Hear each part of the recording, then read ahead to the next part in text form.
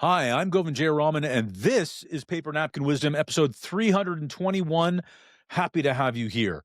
Today, I want to invite you into a conversation that might just shift the way you look at your business forever. Have you ever had that feeling that what you've been searching for, the growth, the clarity, the breathing room, has actually just been sitting right in front of you the whole time? You're not sure why it felt so hard, but something tells you there's an easier path, but you just haven't seen it yet. Today's guest, Sailynn Doyle, discovered that situation. What I love about Saylynn's story is it doesn't start with a breakthrough. It starts with exhaustion, with doing all the things right and still feeling like the weight kept getting heavier and heavier and heavier. And yet, somewhere in the middle of the overwhelm, in the middle of doing something she thought she was supposed to do, she uncovered a pattern that changed everything about how she built her business, her team, and her life. You're going to hear what she saw and perhaps notice something about your own business and life as she shares that quiet shift that tripled her revenue and gave her back her time. And the best part, it's something you already have access to right now. So as you listen, allow yourself to wonder, what if the next level of your business isn't out there somewhere? What if it's been hiding in plain sight, just waiting for you to notice? Let's dive into this conversation. Sailynn Doyle, welcome to Paper Napkin Wisdom. I'm excited to have you here today. Thank you so much. I am so appreciative of this opportunity. I just love the whole concept of this. That's great. Well, I got to tell you, you went all in on the concept, and we talked about this in the green room. The color of the napkin, the color of the pen, the color of your top, the color of your glasses, and your lipstick is all very on brand. So, listen, if you're just listening to this, go get the video because it's going to be worth it today. I have a feeling. So, Sailynn, you shared an interesting shaped and napkin with me. You said your revenue is hiding in plain sight. Stop chasing everyone. Go all in on the 80% that actually matter. Why did you share that with me? So, I owned a senior home care franchise in Massachusetts for 10 years. And that was probably the biggest aha moment that I had. It came 5 years in. I wish it had come sooner, but we both know that everything comes when it's meant to come. And that truly changed the way that not only we worked in my business and how I managed, but how we scaled. And it was something that was sitting in plain sight that I think every single entrepreneur probably doesn't realize is there. And once you hear it, you're like, I should have known that. Yeah. So, what's really interesting about that is it was a franchise business, right? Correct. And I think that a lot of us pick, a lot of entrepreneurs pick franchise business because it's a shortcut. You've got a template, you just follow the template. And that wasn't exactly your experience. I mean, sure you did, but still you had to go 5 years of learning first, right? Did you have Exact. that same expectation when you started? So yeah, I mean, I was 26, 27 when I started and I chose a franchise because I was looking for that business in a box, right? What did I know about business? And so I bought it and I was very happy about the support and all of that. But what I didn't realize was that I had bought a 40-hour owner operator business model. They wanted me to be in the business, full time working it. And while that sounded okay in the beginning, once I realized that didn't align with what I really wanted for like my dream lifestyle, I really had to start thinking differently. And that's where the paper napkin wisdom really came in. And I learned this from a mentor, and it just truly opened my eyes. It's really powerful. I want to stick in the 5 years for a second because I think there's a lot of learning there. So 5 years, you bought yourself a job, 40 hours a week, probably more than that, owner operator model. So you bought yourself a job, you were in it for 5 years, and through that time, you probably went through a few cycles of feeling like, hey, this is really great, this is really working. To what's wrong with me? Right? Did you have that experience? Like all day, every day? So to be honest, the first 3 years of business, I worked 80+ hour weeks. And sure, I had the six-figure salary and the $1 million business. But when I should have been celebrating year 3, instead I was sitting in my car 9 a.m. on a weekday, sobbing my eyes out because I had just covered for another staff member who had called out sick. And that was really my, like, draw a line in the sand moment where I said, like, something has to change. I can't keep going at this rate. And that year 3 was so pivotal. And when you look at entrepreneurs and the statistics on how many businesses make it past year 3, I can clearly understand why. Sure, they chalk it up to, finances and all of those things, but I think it ultimately comes down to how much more can I give of myself if I don't find a solution? And so for me, that line in the sand moment at year 3 was where I literally said, okay, how do I do things differently? And I met with a coach. I was completely embarrassed about it because as a woman who's a figure outer, problem solver, I was like, why can't I figure this out on my own? And I put the meeting in my calendar as private so no one could see. And I skulked out the back door to this like shady diner that was dark and dingy. And I met with him and I vomited all of my problems on him. And I was like, okay, tell me what's wrong. And he summed it up into one word, which was systems. My business lacks systems. And I was like, it can't be that simple. But ultimately, he was right. And so I spent those next 2 years from year 3 to year 5 really digging in, rebuilding that foundation, and that is when I then found that answer to the 80%. And that was such a pivotal moment because I had then had a foundation that I could actually use that information, that wisdom that I got from another owner and actually implement it. I think if I had gotten it sooner, I wouldn't have been ready for it. Yeah, I think that to a certain degree, we have to all have that moment where, which you had, where you had achieved some, you know, KPI success. Hey, I got this $1 million business. It's growing. I'm 3 years in. I've achieved all my goals. And by the way, I'm crying in my car. And that's not the way I believe you envisioned your $1 million moment.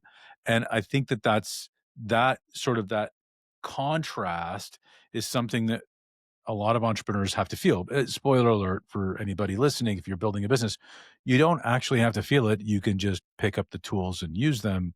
You don't have to reinvent the wheel. There's a wheel right there for you. And that's what we're talking about, right? Yeah. And, I think there's so many different messages coming at entrepreneurs right now, like hustle harder and, you have to work hard. But, I always give the example that hard work doesn't guarantee success because if it did, then most people would already be successful millionaires, billionaires, trillionaires, right? With the amount of hours we're putting in. But think about the last time you saw like a recipe on Pinterest, right? You see this beautiful dish and so you get the grocery list, you go shopping, you do the planning, you do the prep, you put it all together, you put it in the oven and it comes out and it looks nothing like the picture on Pinterest. And it's not that you didn't work hard, it's that it just didn't go as planned. And so working harder is not going to guarantee your success. And so that's when you have to have the realization of I can either keep trying to work more and figure it out on my own, or like you said, I can use a tool, a mentor, a coach, a guru, whatever it is, in order to get those quicker, better, faster results. Right. So you're there 3 years in, you have this hit the wall moment. You go to a dingy diner and meet this person, this coach who gives you, asks you, tells you in one word what he thinks is wrong, systems, and that sets you off on a journey that obviously shapes what comes next. And what did you? I guess my question is, what did you discover hiding in plain sight for you? Yeah, so during that 2-year journey, there was obviously more crying, but what I really realized was I had surface level success. So, for instance, he said I needed systems, and I just thought that sounded so simple. I was like, how can that be the answer?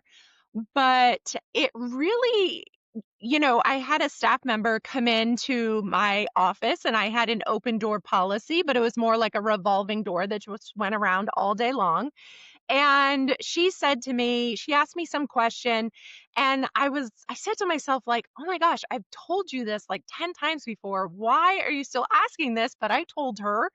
And then I said to myself later that night, because of course, everyone goes home at 5 o'clock and I'm still working. And I said, let me look at the system. Like, why isn't she using it?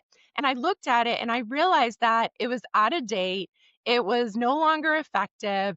And so when I started digging in, I was like, oh my gosh. And so I redid the system that night, met with her the next day and said, hey, this is the system to that answer that you were asking me, that problem. And she said, okay, great.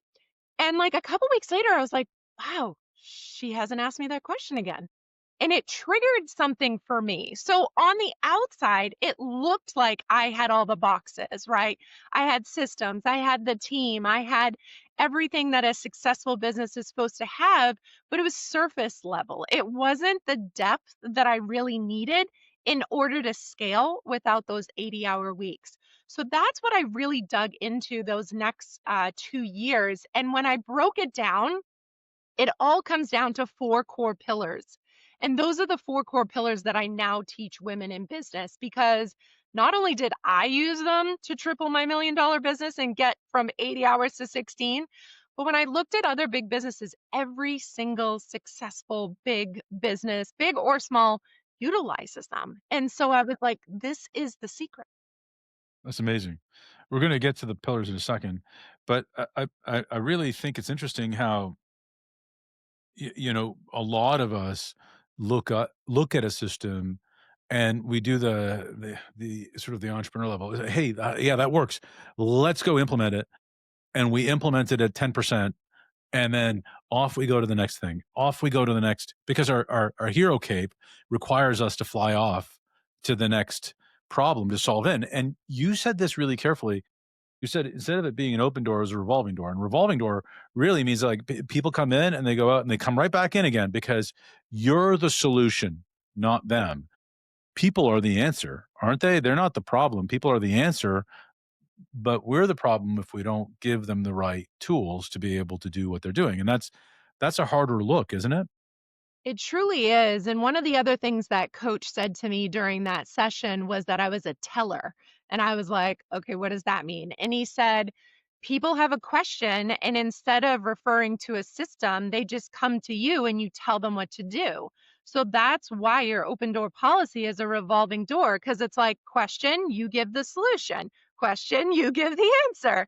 And so he said, unless you empower them with systems, they're going to constantly be coming to you and you're always going to remain the bottleneck and your business is never going to scale because you're out of time. And so I couldn't get any bigger without really digging in. And I love how you put like we have that cape as busy, overworked, overwhelmed entrepreneurs, we're just looking to check something off our list. So we might get like halfway through the day. And so we don't ever really do anything 100%. We think we're like solving the problem, but again, it's really surface level. Oh, I wrote a system, but usually it's missing steps or we don't train the person on it or whatever it is. Yeah, because that requires us to slow down and stay in one place. Yes.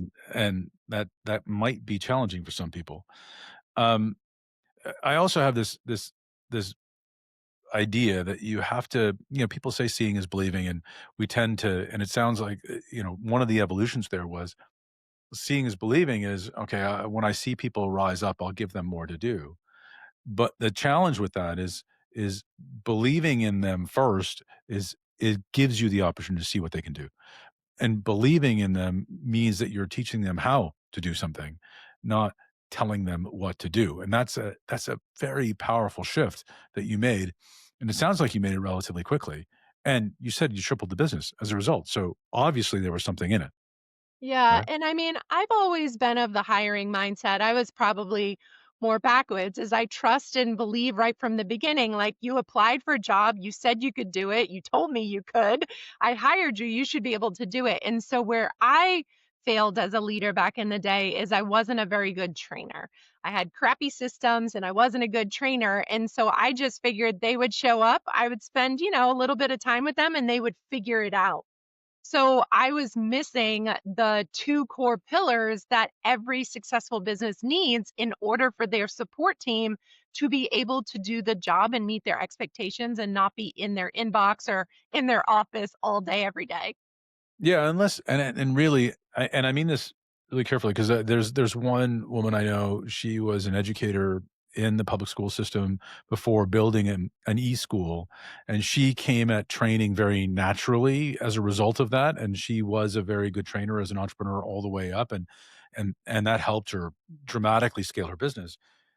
But not a lot of entrepreneurs come into entrepreneurship as good trainers. Come in as really good practitioners, as good doers, and part of it is understanding that the natural way that you find value, you create value through your effort, isn't the natural way of the world. We need to slow down and break that down into a process that we can share with our teams and teach our teams. And that doesn't make us that doesn't make us more vulnerable. It actually makes us much more resilient, doesn't it? And back in the day, in the beginning of my entrepreneur journey, I was very lucky to be a part of the E Myth family and community, if you've ever read the book. And that's what basically their whole premise on is that someone in a job built a business and it's really just another job. And you have to step into that leadership role. And that's where you learn to lead. And one of those things is becoming a trainer, right? Being able to communicate your zone of genius to someone else. And not everyone can do it. I'm a much better trainer now, 18 years later. Thank gosh for tools and technology. And what I like to tell my clients is, the old way of having it, like I got binders back in the day, like who even has binders anymore? But, nowadays you can train your team by literally doing the task yourself and just recording it while you're doing it and speaking out loud what you're doing and drop those into a Google folder and say, this is how you load events in our, community or whatever it is. So I think regardless of what level of trainer you are now, it's a required skill as a leader. And if you don't have it in you, then you need to hire someone who can do it. And that's what I did eventually. I hired a trainer from my business. Yeah, that's important. And one of the things we have to remember is, back to the cape, right? It doesn't mean that we're any less of a superhero if we train other people in our zone of genius. In fact, my mom, in her infinite wisdom, would always say that you really want to learn something, you teach it to somebody else. And that's how you know you understand it. So it actually may enforce your superpower, it may reinforce it. And did you get better at it the more you started to train people and the more you started to pass it on? I definitely got better as a trainer, but what I learned more was that everyone learned and digested information differently. There was a point in my business where we were signing up to be a beta tester of new software, and the franchisor asked us to watch how our staff was using a certain piece of technology. And so I sat down for an hour with everyone individually and I watched them work, and it blew my mind how everyone could do the same task in like 10 different ways. And so what I then realized was it maybe wasn't I wasn't a horrible trainer. I just wasn't communicating the way that the person needed to receive the information. So that became part of the training program. Like, do you prefer to read? Like now I offer my clients videos or workbooks. If you like to read, great, read the workbook. If you like to listen and watch, then watch the video, because I know that everyone digests information differently. That's great. So in your napkin, you said go in all in on the 80% that actually matter. How did you discover the 80% that mattered to you? And you said it was hiding in plain sight. So what was the shift you made and how did you make it? So in 2012, when I was in my second year of rebuilding that foundation, my neighboring franchise owner reached out to myself and another owner, and she said, "Let's get together and do like a quarterly planning meeting." And I was like, "Perfect." And so one of the things she had us do was dig into our referral sources in the community. So we were a home care agency and we received referrals from nursing homes, assisted livings, hospitals, etc. And I had about 1,000 people in my database. And when we dug into that information, there in plain sight that I did not realize for 5 years was that 80% of my revenue came from 20% of that list. And so I was like, oh my gosh, I am paying a full-time salesperson to go visit 1,000 people, and 200 of them approximately are funding 80% of our revenue. And so I was like, now what do I do with this information, right? Because when you talk about resilience and really what sets different people apart is when you have information like that, it's like, what do you do with it? Do you take it and run and make some scary big moves, or don't you? Well, I decided to go all in on Pareto's principle, the 80-20 rule. And I had a meeting with my salesperson and I said, we're going to go from visiting those 1,000 people to just 200. And we both looked at each other like deer in the headlights, like, I hope this works. And it seemed like almost overnight our revenue just started to grow because when we spent more time with those 200, we were getting to know them better. We knew their pain points, we knew their desires. We were being able to have longer meetings with them and build deeper relationships. And so we were better able to serve them. So they sent us more referrals. We weren't running around with with like our heads cut off like chickens.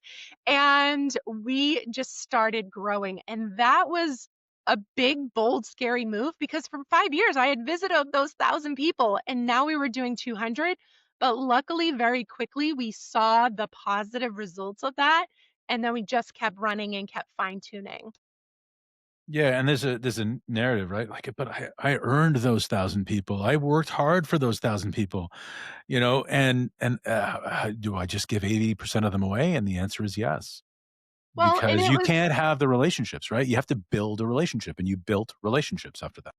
yeah. And I felt like we had relationships with them. They just weren't very deep, but I was more concerned like, what will they think? Like, we've been visiting them for 5 years and now we're not going to. Are they going to think? Because they were smaller referral sources, right? They weren't big players in our community. And so I was like, are they thinking that they're no longer important? And so a lot of that was really getting over the mental challenge of in the mindset of what are they going to think and really saying like I have to do what's right for the business as a whole and not just because this is what we've always done. And you got confirmation pretty quickly. You said overnight things seemed to improve right away. It seriously was seemed overnight. I mean, within a couple months, our revenue just started going up because we were having better conversations. We were in buildings longer, in facilities longer. And so it'd be like, oh, like I have a referral for you right now. And it would be like, okay, great. So yeah, it was really eye-opening and it also gave me confirmation in the importance of knowing your data and metrics in business, right? Prior to that, I had looked at my P&L and my balance sheet and I was like, great, like we're not broke, you know?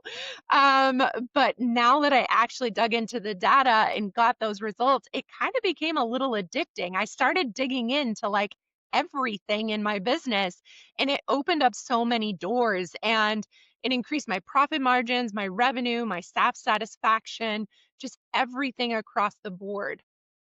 Yeah, you said really quickly, you went from like sort of surface level with clients, with everybody, to going deep. And that deep went past assumptions to knowing what's really going on behind your business. And that's really empowering as well. I mean, and you're able to really have real conversations with clients, partners, and most importantly, team members when you're dealing with real information as opposed to assumptions. Isn't that true? That is so true. And, we talk about that, Superman kind of cape kind of deal. And we were so busy just trying to visit all those thousand people and trying to do everything that when we actually slowed down and focused on the ones that were moving the needle for us, we got to know them better as humans and not just referral partners. And that helped us in the community with credibility and opportunities so much more than just referrals. So, and I think it's the same thing with your staff. Instead of having those surface level conversations like, how are you today? I was like, so tell me what you did over the weekend, and actually sitting down and listening. Right. And not being like, are you done yet? Can we go? Can I go back to my office? Yeah, that's really important. So let's talk about your 4 core pillars and how they got born out of all of this. How did that start? So once the shift happened in 2012, I went from crying in the car in 2010 to being able to leave my business for 30 days in October of 2012 without it falling apart while I was gone. And I got back and I was like, okay, this is it. And I spent the next 5 years fine tuning it into truly a well oiled money making machine where I was working remotely between Massachusetts and Florida for 5 years. And I would come back and my team would be like, why are you here? We don't even need you. And I'd be like, okay, which was another mindset shift. But then women started asking me, how did you do it? How are you running a multi-million dollar business remotely? How are you barely working? Then when I sold and moved to Florida, how did you do it? How have you had all this success? And so when I got into coaching in January of 21, I knew I needed to put together a framework. And so when I really dug in, I learned that those pillars were really the key to my success. And I knew what they were prior, but I hadn't defined them. So the first one is your structure. So this is three things. What do you want personally? Because that allows you to finally achieve success and get out of that hustle hamster wheel. What does your business stand for? Who do you service? What makes you unique? What do you stand for boldly in your industry? And then the third thing is, what is your signature offer or program, right?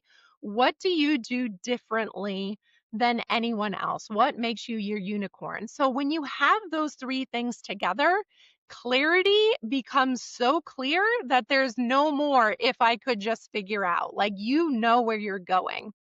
And then that sets us up for pillar two, which is systems. This is everything from how you plan your day, week, month, quarter to client onboarding, offboarding, team member onboarding, offboarding. Every single thing in your business is systematized. That prepares us for pillar number three, which is building a support team.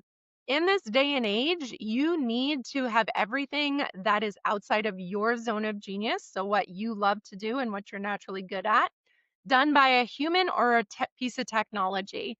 And so, in order for a team member to be successful, and this is where I had failed prior, is you have to have that clarity from pillar one, structure, and then you have to have those systems for them to execute.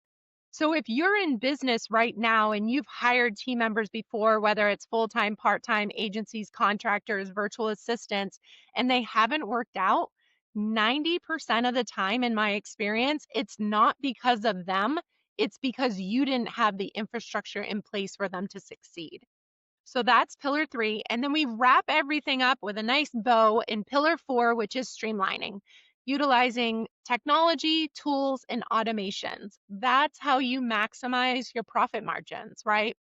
That's how you work less. That's how you give your team more flexibility because your business is running 24/7 without you being in it all of the time. That's amazing. I wonder if you've noticed or how many times you've noticed that when you went to do your coaching practice, the first thing you did was go back to that word and build a system, Yeah. right? Yep. That's interesting, right? And So, actually, the name of the system, I call it, is the legacy business system. So I even named it a system. it's yeah, you're not hiding from that fact. All right. That's really great. So, w you're also very, deliberate, I've noticed, that you've talked about, uh, female women entrepreneurs are coming to you and asking for this freedom.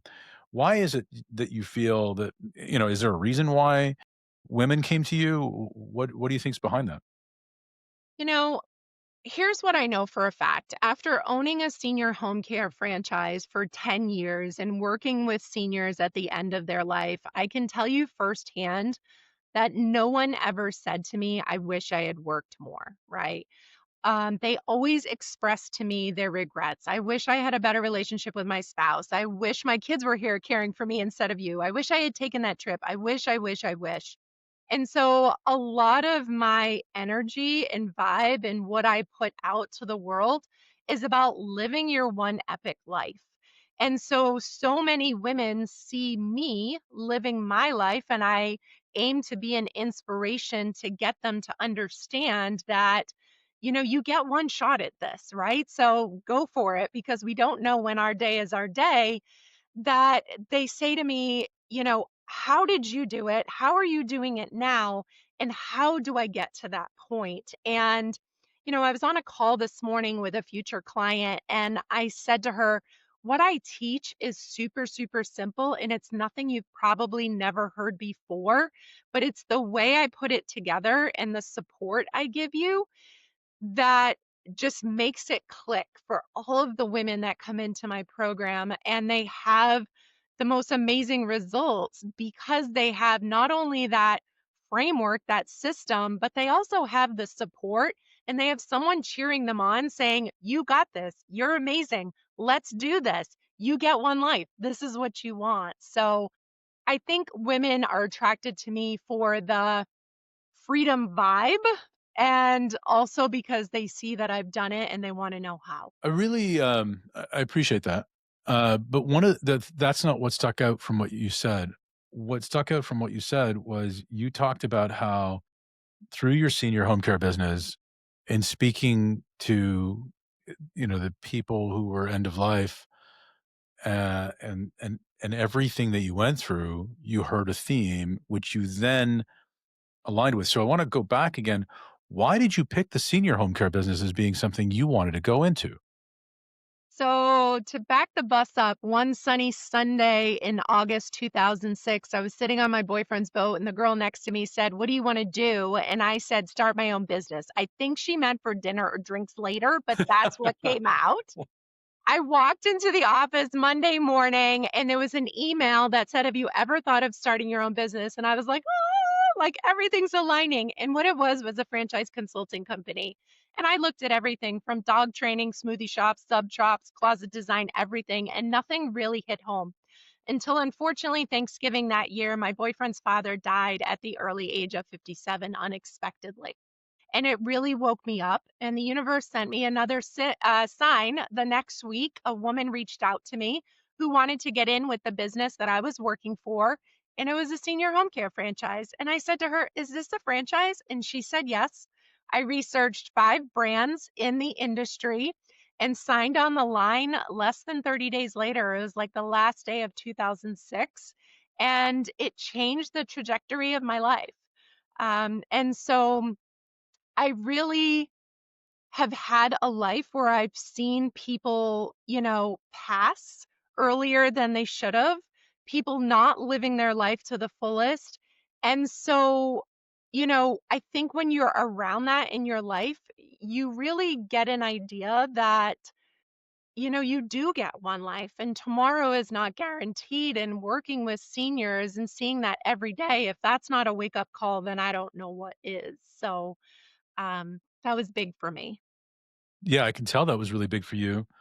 Um, and I can relate to it personally right now. I mean, we talked about this in the green room that just just yesterday we set my father-in-law free after a very long journey, cancer journey that he was on, and painful journey, and it was painful for the family and painful for my wife. And there is a different vibe in these palliative centers, in these end of life environments. And it's almost impossible to describe to someone unless you've been there, but it's beautiful and tragic all at the same time. And it's confusing also.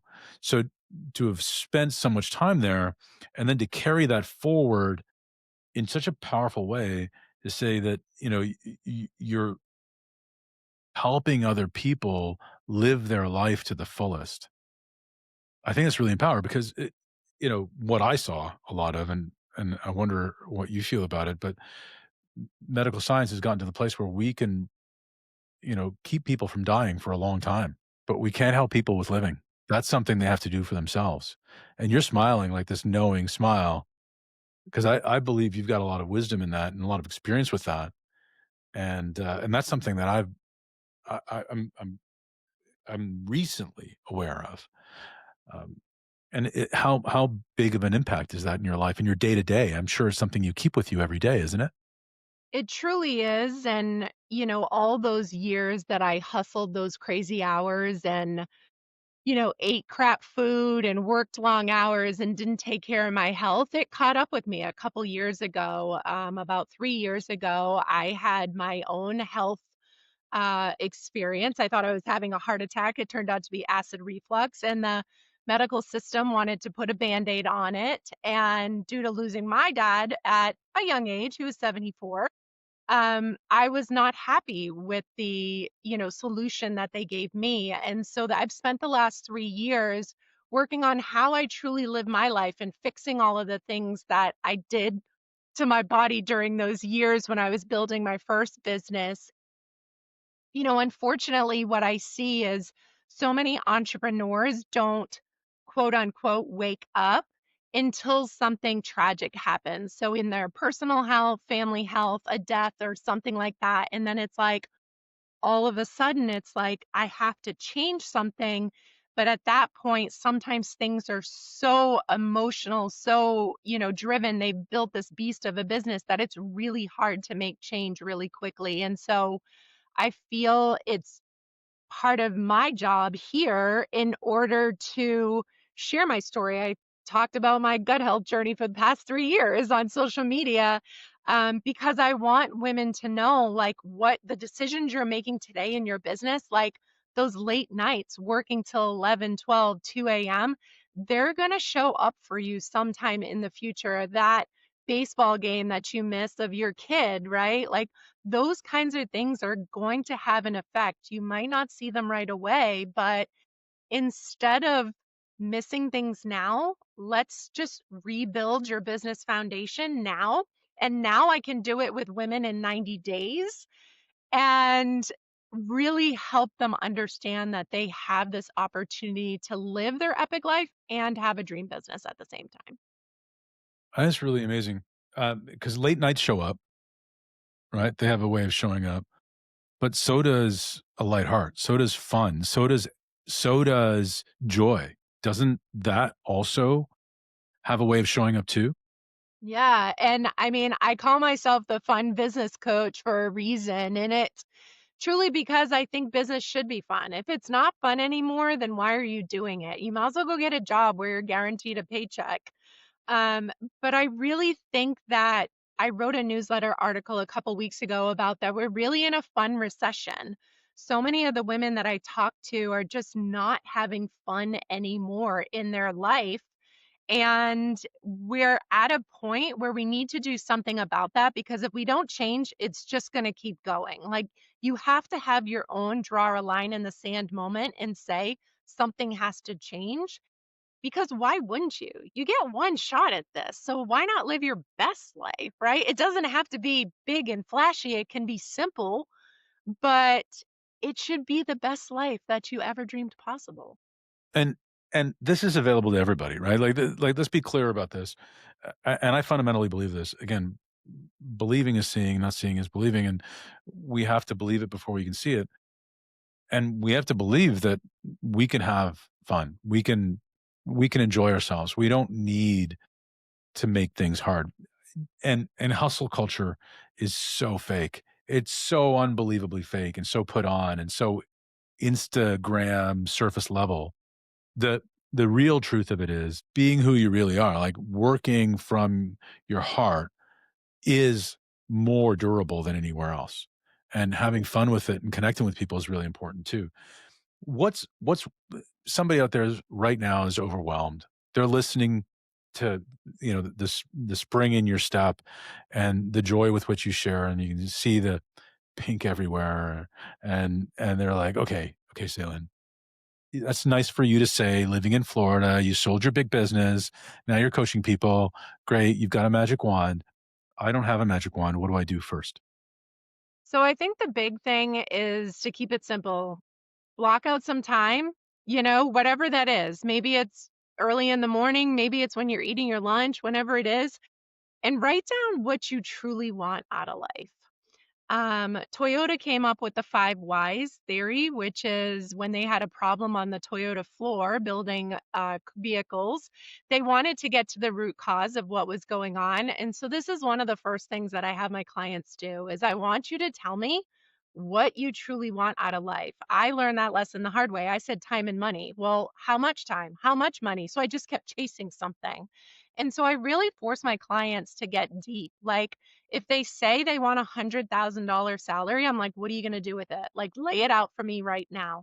Because when you get clear on what you want, and then you take 5 minutes every single morning and you read that, it allows you to make quicker decisions, right? It allows you to stay more aligned. It allows you to say no without guilt, right?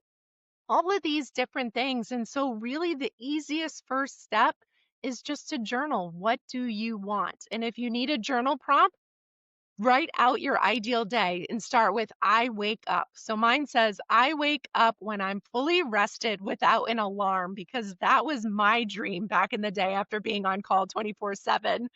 And so keep it simple and then read that every single morning for 5 minutes. And throughout your day, as you make decisions, ask yourself, does this decision align with what I truly want? And it will change the way that you think and you live. Uh, Love it.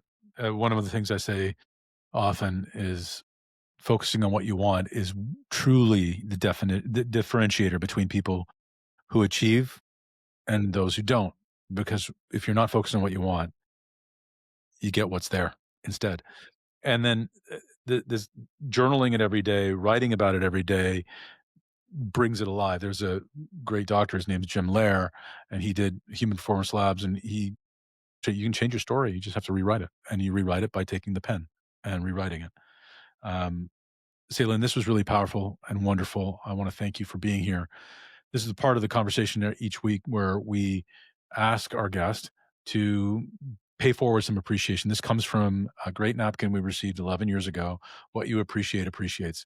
The idea was from John Rulin, who shared it with us, is that if you appreciate someone, they appreciate and value to themselves, to the community, and to you over time. So he started a movement of gratitude. He created a company that made a big impact around the world. And suddenly he was taken too quickly from us last year. And since that day, we've been paying forward that gift and asking everyone who comes on the show to appreciate somebody. Who would you like to shout out today? So, in relation to my paper napkin wisdom, I would like to shout out Debbie Nichols. So, she was my neighboring franchise owner for 10 years, and she's back in Massachusetts. And she was the mentor that I never asked for, but that gave me the world for 10 years. She shared everything with me. She was 2 years ahead of me in business, so she had just that little bit of edge, but she was so smart and she taught me so many lessons that I never learned from the franchisor, but I learned from Debbie. So forever grateful for her. She truly changed my entrepreneur journey those 10 years. That's amazing and powerful. Thank you for sharing, Sailynn. Thank you for joining me. Well, thank you for having me. What a powerful conversation. As you listened to Sailynn Doyle today, you may have noticed moments where something in her journey resonated with you, maybe a sense of recognition or even relief. Maybe you began wondering where in your own business or leadership you've been working harder than you need to, and where a small shift in focus could unlock something much larger. It's fascinating how clarity arrives disguised as something simple. and how the thing we most need to see has a way of hiding right in front of us until someone says a sentence, tells a story, or shares a moment that makes everything reorganize. Sailynn did that for us today.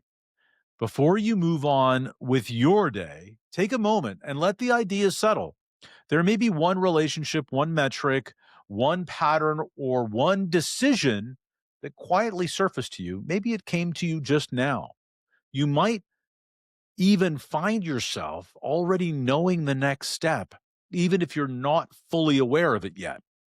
And if today opened a question for you, stay with it. Often, the question is the beginning of that transformation. If this episode brought value to you, share it with someone who's been carrying too much for too long, someone who might need to remember that focus can be freeing. And if you haven't already, join us by subscribing, leaving a review, and becoming a part of the community of leaders who believe that wisdom can fit on a napkin and still change everything. And until next time, remember, sometimes growth doesn't come from adding more.